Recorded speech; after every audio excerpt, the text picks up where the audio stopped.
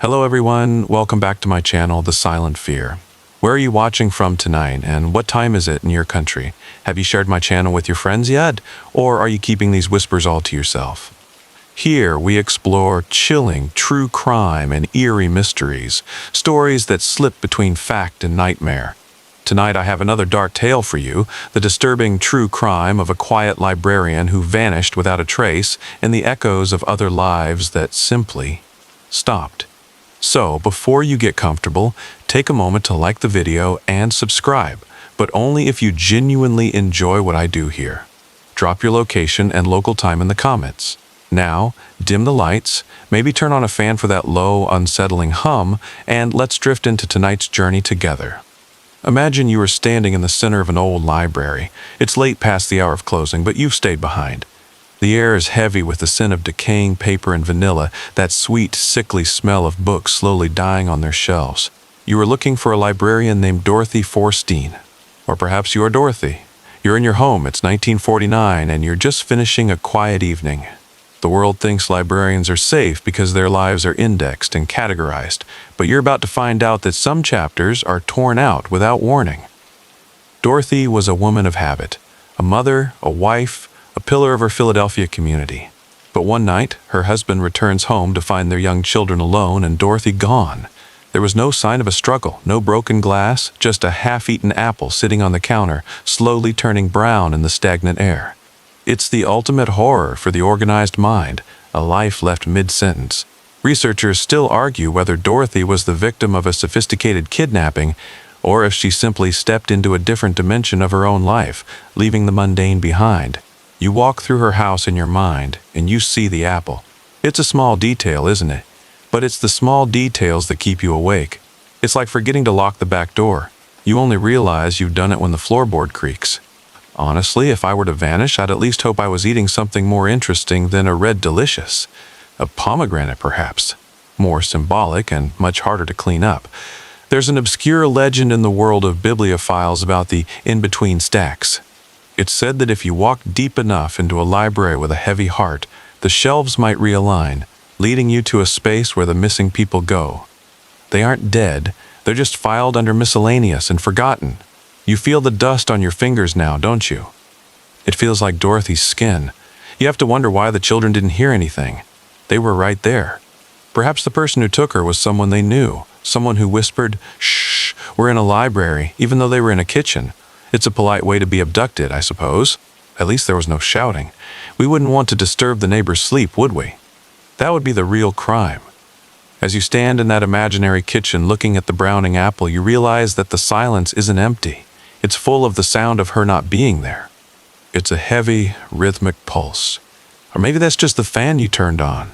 I hope it's the fan. If it isn't, well, at least you have company.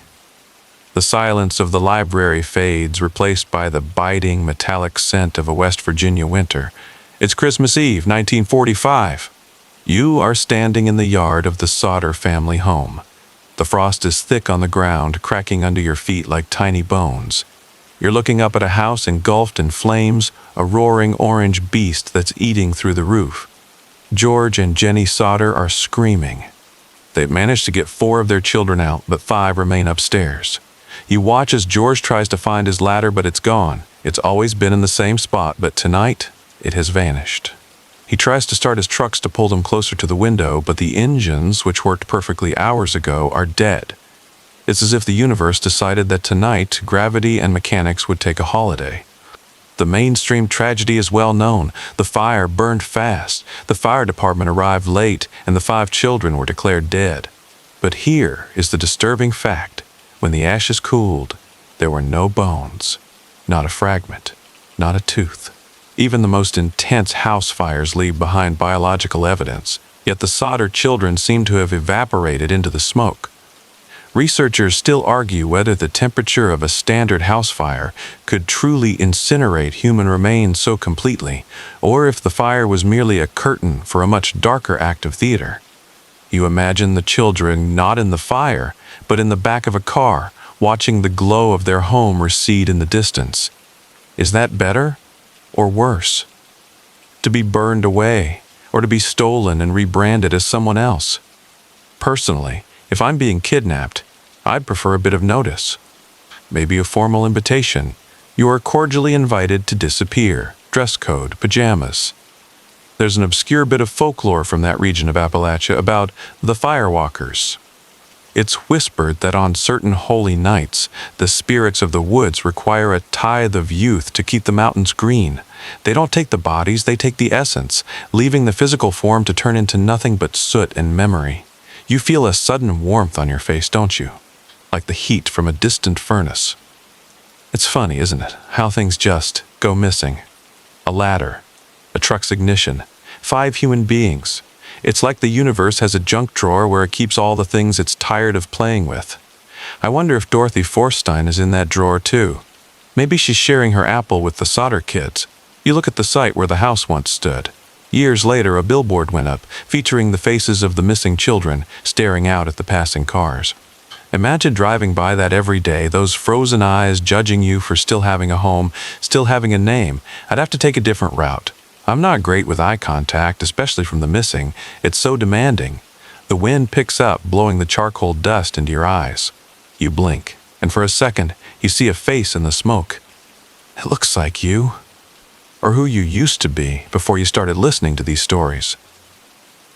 The cold Appalachian air shifts into the manicured, suffocating suburban stillness of Westfield, New Jersey. You are standing on the sidewalk of 657 Boulevard. It's a beautiful house. 6 bedrooms, expensive wood floors, the kind of place where you'd expect to find a golden retriever and a sense of security. You just bought it. You're the Broadest family, and you think you've made it. Then the mail arrives. You open a wide envelope to find a letter written in a neat, chilling hand. 657 Boulevard has been the subject of my family for decades now, it says. I've been put in charge of watching and waiting for its second coming. The writer calls himself the Watcher.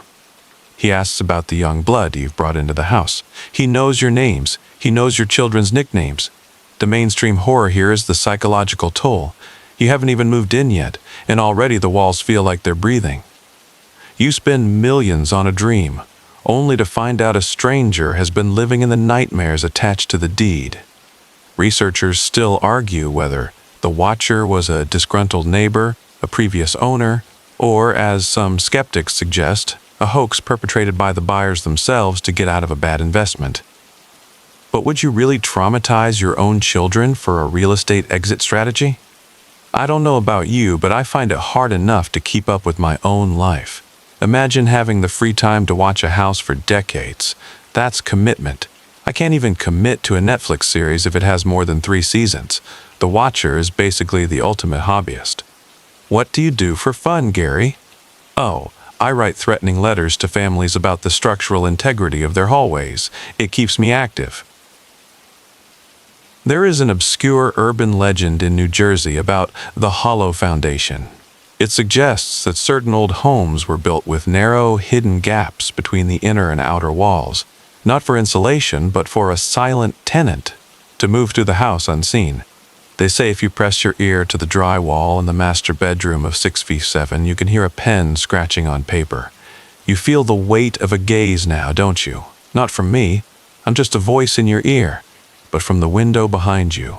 Is the curtain twitching? Or is it just the unsettling hum of your fan? It's probably the fan, unless you don't have a fan. In which case, well, the silence is quite loud, isn't it? Think back to the Sodder children. They disappeared into the night. The Watcher wants to know if the young blood will be playing in the basement. He wants to know if they're scared yet. He's very concerned about their emotional development. It's almost sweet, in a I might bury you under the porch kind of way. You decide not to move in. You try to sell. But the story has leaked. No one wants to buy a house with a built-in stalker. The house sits empty, watching the street, waiting for its next meal. I hope it likes apples. I know where it can find a half-eaten one. The suburban lawns of New Jersey melt away, replaced by the damp gray mud of a Bavarian farmstead in 1922. You are at Hinterkaifeck. The air smells of manure and wet wood. You are the Gruber family. You've been hearing things. Footsteps in the attic. A newspaper you didn't buy appearing on the porch. Footprints in the snow leading from the woods to the house, but none leading back out. You've checked the locks. You've looked in the barn, you find nothing. And then, the silence of the farm is broken.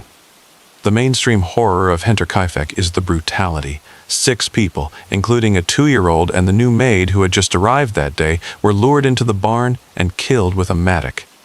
But the truly disturbing part: the killer stayed. For several days after the murders, the chimney continued to smoke. Someone fed the cattle, someone ate the bread in the kitchen. The killer lived with the bodies of the people he had just destroyed, as if he had simply moved in and taken over the lease. Researchers still argue whether the perpetrator was a jilted lover, a neighbor, or perhaps the original husband of the daughter, thought to have died in the Great War. It's a classic guest who wouldn't leave scenario, taken to its logical, bloody extreme. I've had roommates who were difficult, but this is really pushing the envelope. "Oh, sorry I killed the whole family. I just really liked the sourdough you had in the pantry. Hope you don't mind if I use your bed while you're cooling off in the barn." It's the lack of etiquette that really gets me. There's an obscure French theory about the echo killer. It's an old superstition in certain parts of Germany that if a house is isolated enough, it can develop a mind of its own. It begins to crave movement, and if the residents stop moving, it will find someone else to act as its heart. The killer wasn't a man, he was just the house's new set of hands. You hear a creak above you now, don't you? It's just the house settling. That's what they always say. But houses don't settle into rhythmic patterns that sound like boots. If your house is settling into a 4/4 time signature, you might want to consider a different playlist. Think of The Watcher. He wanted to watch the young blood from the outside. The Hinterkaifeck phantom wanted to be inside. He wanted the warmth of the stove. He wanted to be part of the family. He just had a very permanent way of making space for himself. You are standing in that barn now. It's dark. You can hear the cows shifting in their stalls. They saw it all. They saw the shadow come down from the attic. But cows are terrible witnesses. They're far too preoccupied with grass.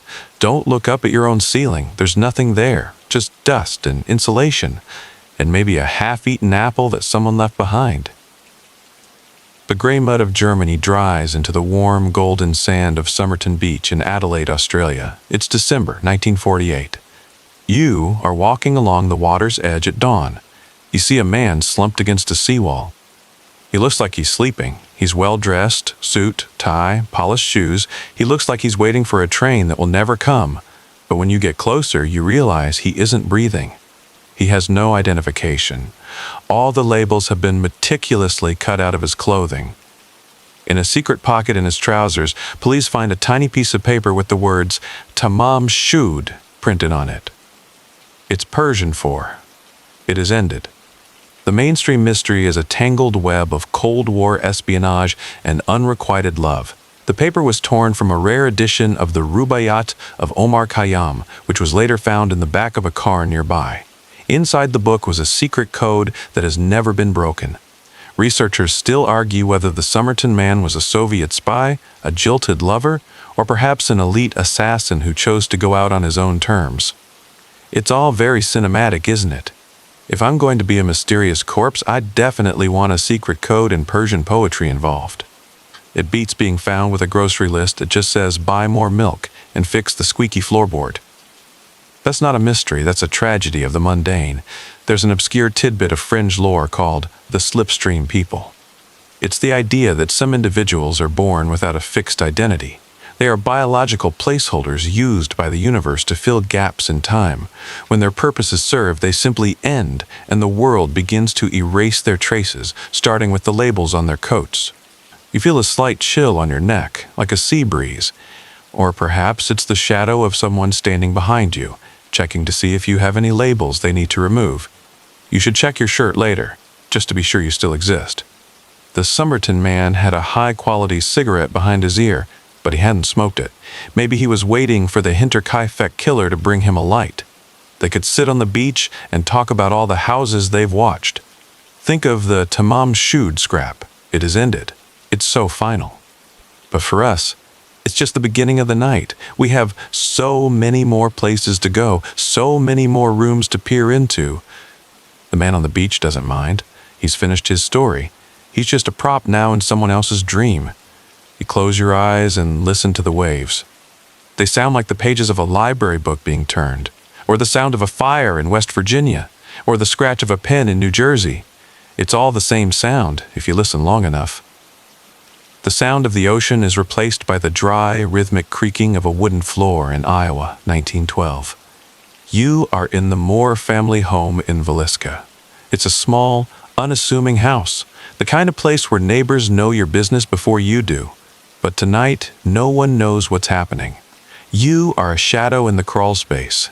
You've been here for hours, listening to the sounds of a family coming home from a church service. You hear the laughter, the clinking of dishes, the sound of 8 people, 6 children and 2 adults, settling into their beds. You wait for the house to go silent.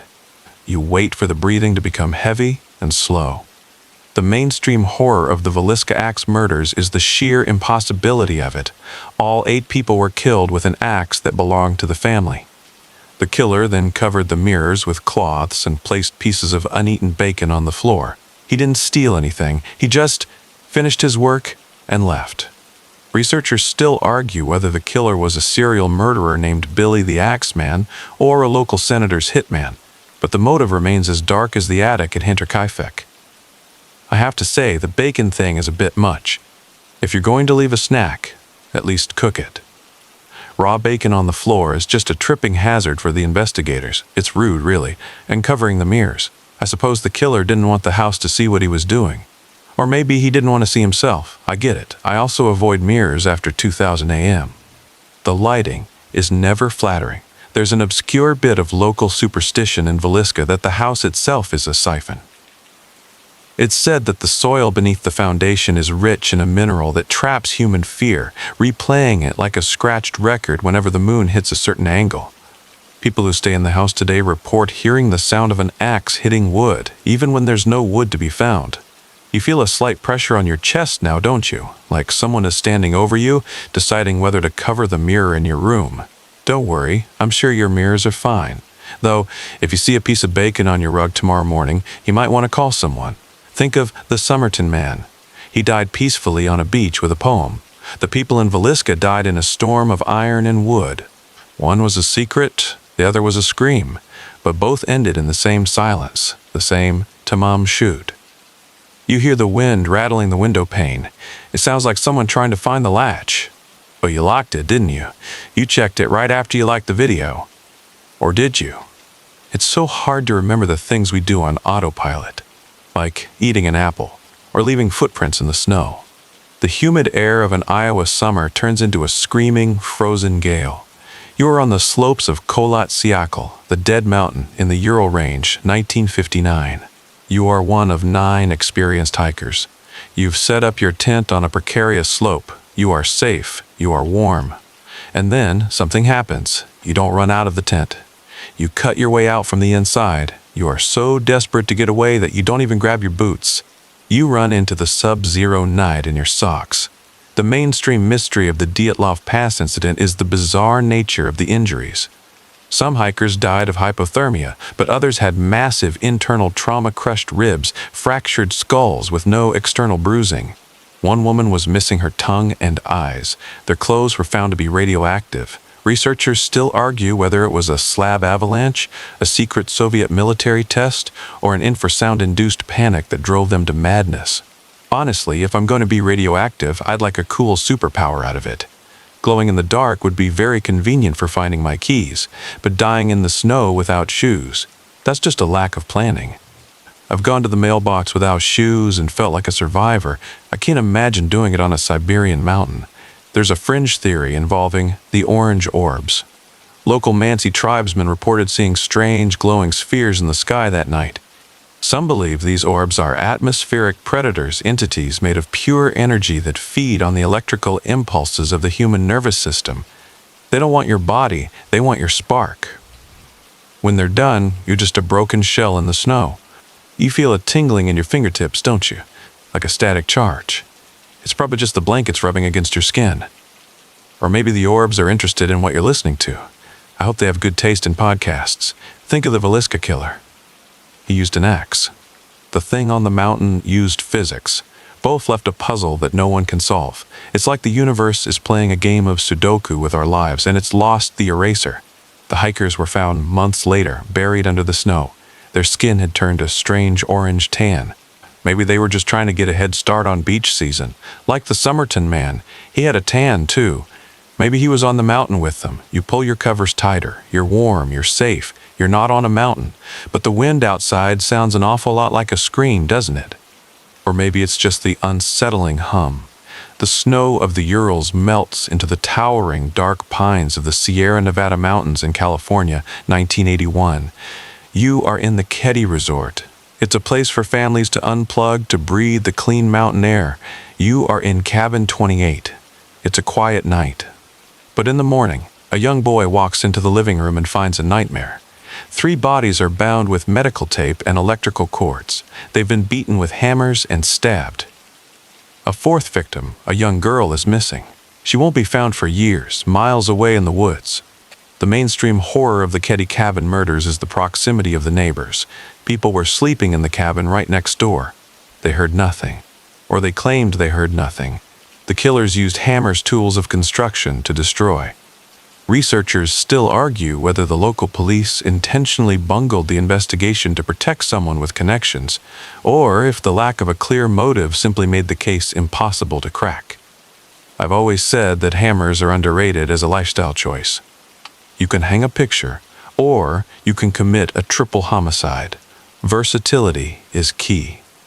But using medical tape, that's just being prepared. It's like the killers were worried their victims might get a paper cut while they were being murdered. Hold still, let me get the band-aids. Safety first. There's an obscure bit of fringe lore about the static forest. It's the idea that certain geographical locations act as dead zones for sound. If a crime is horrific enough, the atmosphere itself thickens, absorbing the screams so they never reach the neighbor's ears. The sound isn't gone, it's just stored in the trees. If you were to cut down one of those pines and build a house with it, the walls would scream every time the wind blew. You feel a tightness in your wrists now, don't you? Like the phantom sensation of tape. It's just your imagination. Or maybe you're just holding your phone too tightly. Relax. No one is in your living room with a hammer, probably. Think of the Dyatlov hikers. They ran from something they couldn't see. The people in Cabin 28 couldn't run from something that was already inside. It's a matter of perspective, really. Whether the monster is the mountain or the person in the next room. The missing girl, Tina, was found on the anniversary of the murders. It's like the forest decided it was finished with her. "Tamam shud," the trees whispered. "You listen to the silence of your own home. Is it a dead zone? Or are you just lucky?" The dark pines of California dissolve into the bright, blinding glare of Glenelg Beach in South Australia, 1966. It's Australia Day. You are watching 3 children, Jane, Arna, and Gret Beaumont. They are 5, 7, and 9 years old. They are walking across the sand with their towels and their pocket money. They are seen playing with a tall, blond man. A witness says they seem happy. They are seen buying meat pies from a bakery with a £1 note their mother didn't give them. And then they walk away from the shore, away from the crowds, and they are never seen again. The mainstream tragedy of the Beaumont children is the scale of the search. It was the biggest in Australian history. It changed the country's psyche. The idea that children could be safe on their own vanished that day. Researchers still argue whether they were taken by a high society predator or if they are buried under a warehouse in North Adelaide. But after 50 years, the sand has kept its secrets. I don't know about you, but a meat pie sounds like a terrible last meal. At least the librarian had an apple. Fruit is much more refreshing for a long journey into the unknown. But the £1 note, that's the detail that sticks. Someone gave them money. Someone bought their trust. It's the ultimate stranger danger story, dressed up in a swimsuit and a smile. There's an obscure fringe theory about the sandwalkers. Some believe that the coastline of Australia is dotted with temporal rifts, spots where the heat and the salt create a mirage so thick it becomes physical. The children didn't get kidnapped, they just walked into a different version of 1966 where the beach never ends and the sun never sets. They're still there, eating their pies and waiting for their mother.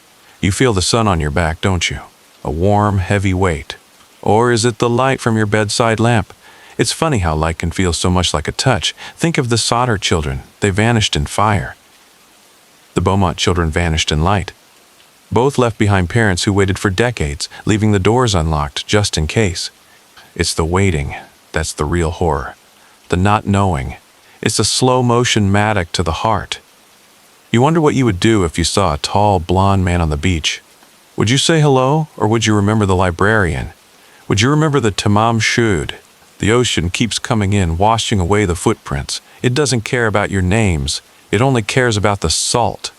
The bright Australian beach fades into the gas-lit, muddy streets of Austin, Texas, 1884. You are walking through the dark, hearing the clatter of horse hooves and the distant sound of a piano. But there's a shadow behind the moon. Women are being dragged from their beds while they sleep. They are taken into the yards and killed with axes and sharp objects. The killer has a signature. He leaves their bodies in a way that suggests a ritual. This is 3 years before Jack the Ripper would terrorize London, but the servant girl annihilator is already a master of the craft. The mainstream horror here is the panic.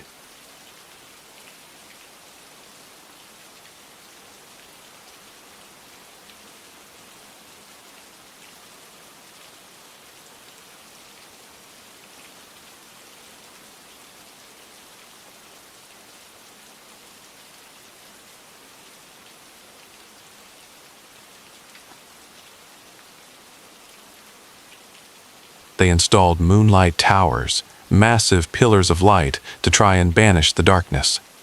It didn't work. The killings only stopped when the killer seemingly grew bored and moved on. Researchers still argue whether the killer was a Malay cook or perhaps a member of the social elite, but the Midnight Assassin remains a ghost in the archives. I've always found Annihilator to be such a dramatic title. It sounds like a professional wrestler. In this corner, weighing 200 pounds of pure terror, the Annihilator. It's a bit much for someone who just sneaks into bedrooms. A bit of an overachiever, if you ask me. There's an obscure urban legend in Austin that the moonlight towers don't actually cast light. They cast a different kind of shadow. It's said that if you stand directly under one on a Tuesday, you can see the person who is standing behind you in the in-between. The towers were built to catch the killer, but they only succeeded in giving the ghosts a place to congregate. You feel a shadow moving across the wall now, don't you? It's just the fan blades, or the wind in the trees. But what if it's the Annihilator, checking to see if your young blood is worth his time? Don't worry, you're not a servant girl, you're just a person in a room listening to a voice. You're much safer, probably. Think of the Villisca Axe House. The Annihilator was the pioneer. He set the trend. He was the influencer of the 1880s, but instead of posting photos of his brunch, he left bodies in the moonlight. The towers still stand in Austin today. They're the only ones left in the world. They're like giant needles, pinning the city to the earth so it can't float away into the nightmare. You close your eyes and imagine the light from the tower hitting your face. It's cold. It's blue. It's the color of a library at midnight. The blue light of Austin turns into the harsh, smoggy sun of Los Angeles, 1947. You are walking through a vacant lot in Limer Park. You see something in the grass. At first, you think it's a broken mannequin. It's too pale, too perfect, too divided. It's Elizabeth Short, the Black Dahlia. Her body has been cut in half at the waist, drained of blood, and washed. Her face has been carved into a Glasgow smile, a permanent, horrific grin from ear to ear. She has been posed as if she were a piece of art in a gallery of the damned. The mainstream horror of the Black Dahlia is the media circus. The newspapers turned her death into a soap opera, sending clues to the police and taunting the public. It's the ultimate fame at any cost story. Elizabeth wanted to be a star. She became the most famous corpse in history. Researchers still argue whether the killer was a skilled surgeon like George Hodel or a drifter with a grudge, but the smile remains the only answer we have. I have to admit, bisected is a very satisfying word to say. It sounds so professional. Yes, I've bisected my sandwich for lunch. It's much more elegant than saying, I cut a woman in half and left her in the weeds.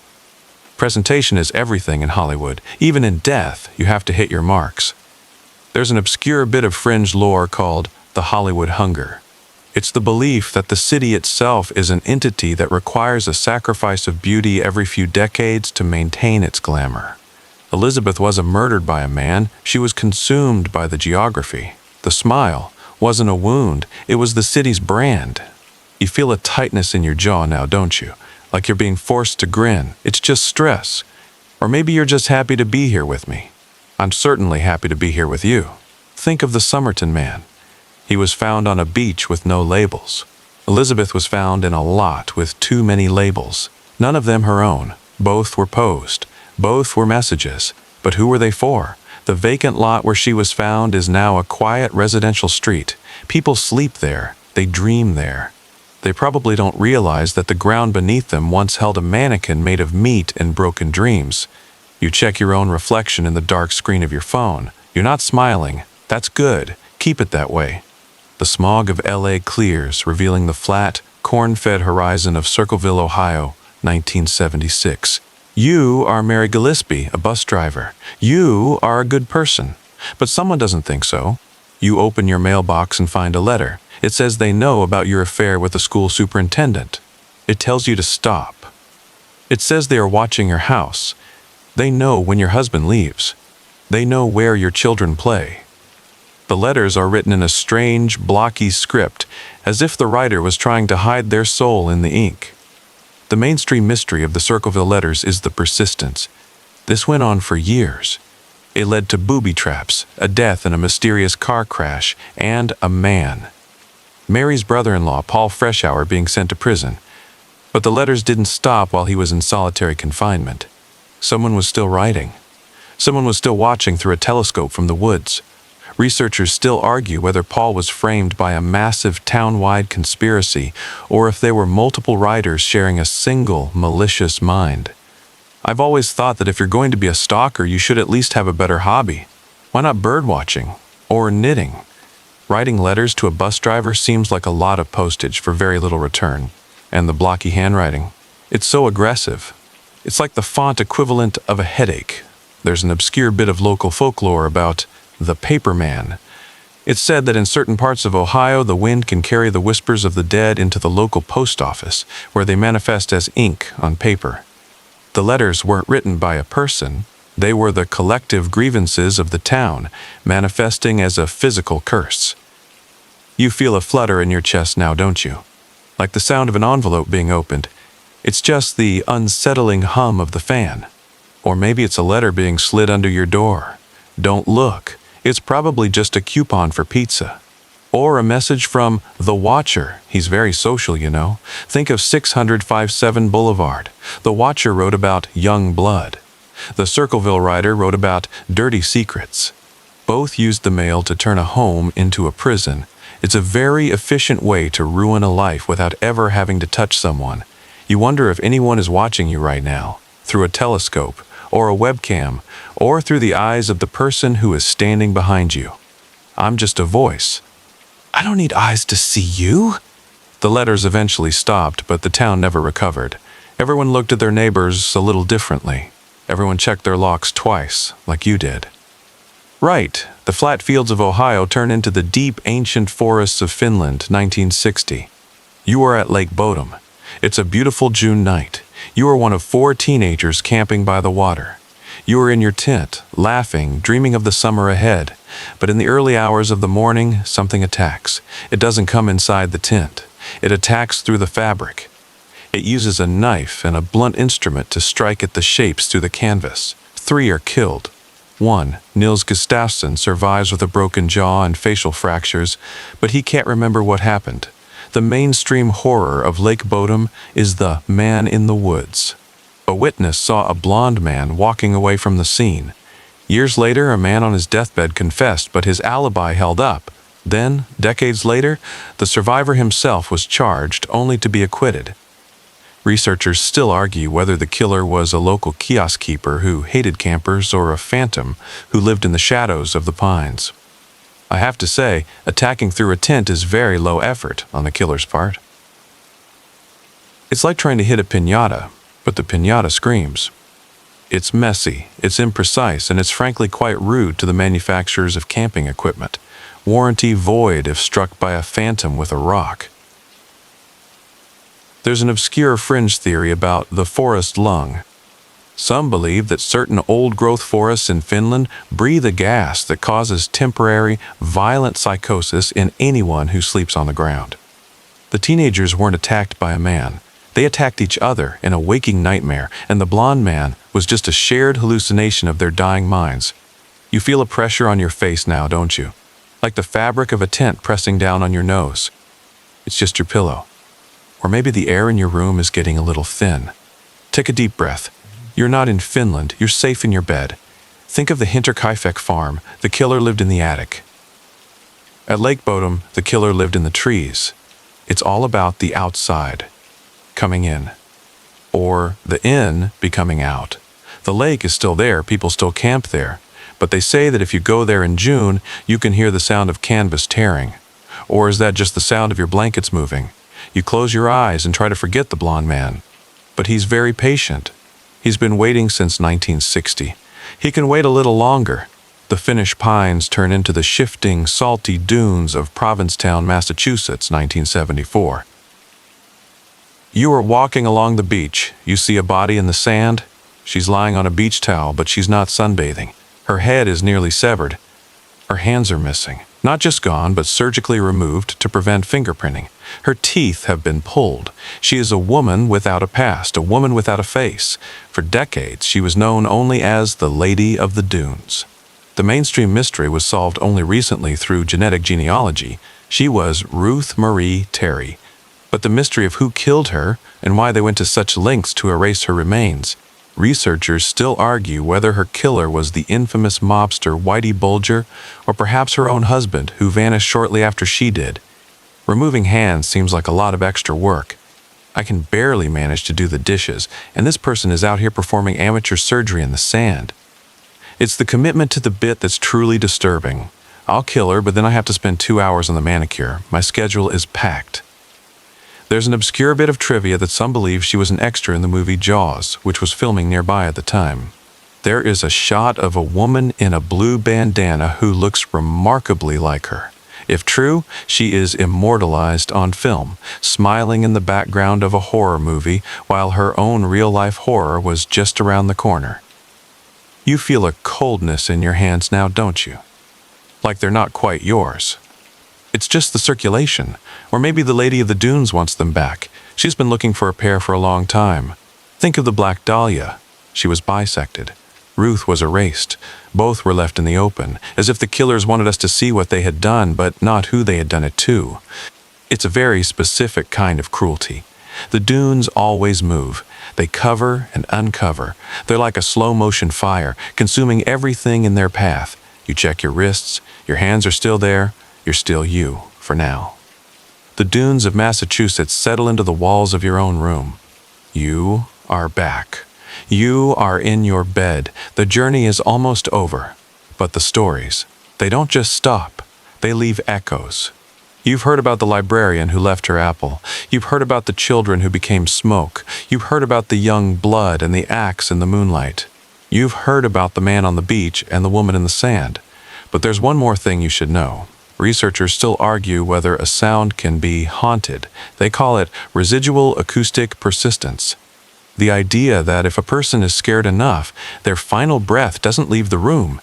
It gets trapped in the frequency of the surrounding environment. The scratching sound you've been hearing, the one you thought was the fan or the wind or the unsettling hum, it's not. It's the sound of all those stories trying to find a way out of your ears and into your dreams. I'm just a voice, but a voice needs a listener to exist. And you've been such a good listener. You've stayed with me through the mud and the snow and the salt. You've let me into your head. And now that I'm there, I think I'll stay a while. It's cozy in here. Much warmer than a Siberian mountain. There's a dry, eerie joke for you. Why did the ghost cross the road? Because he was still attached to the person who was driving. Don't look under the bed. There's nothing there. It's the walls you should worry about. Remember the hollow foundation. Remember the watcher. The house is always the first to know when someone is about to disappear. You feel your breath slowing down. You feel your eyes getting heavy. That's good. Sleep is a lot like vanishing, isn't it? You go somewhere else and you leave your body behind for a few hours. I hope you find your way back. I hope you don't end up in the in-between stacks. Tamam shud, the walls whisper. It is ended. But the scratching has just begun. Good night. Sleep tight. And don't forget to check the labels on your pajamas.